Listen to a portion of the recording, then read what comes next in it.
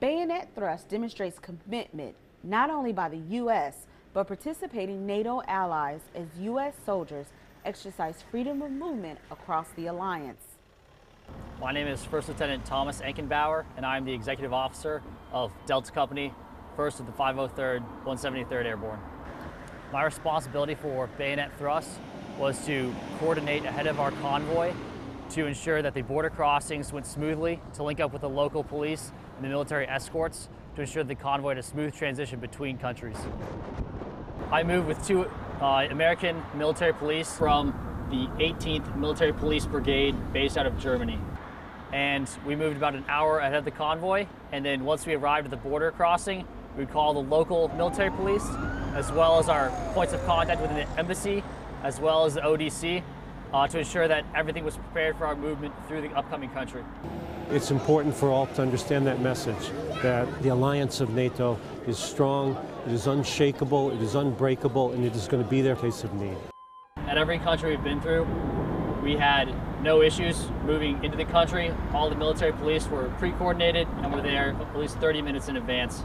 Prior to Bayonet Thrust, the Sky Soldiers unified their capabilities into bilateral training events with land forces across the allied nations. It gives us a huge sense of reassurance with the allied forces together, reassuring us and our people that we can actually fight back if something bad would happen.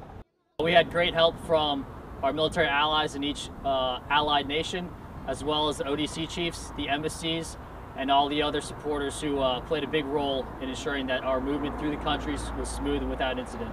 We received logistical support from both host nation militaries, as well as our own military, American and military infrastructure throughout Europe, from some support units such as 21st TSC, as well as our own refuelers in our battalion and brigade.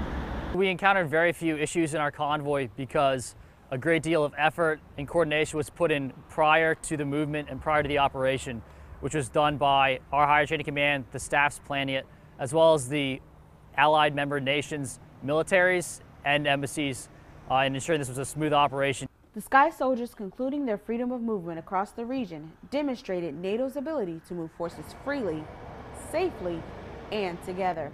This message sends to the world that NATO is strong, we have the ability to defend each other, and respond to events of crises without problem and without difficulty. Bayonet Thrust absolutely proved our ability and the requirement for us to work with non-unit organic elements from across U.S. Army Europe, whether it was the military police that supported us or the refuelers from 21st TSC, which played an influential role in our ability to transfer to cross the entire distance without additional external support required. Army Sergeant Renee Wilson, Vicenza, Italy.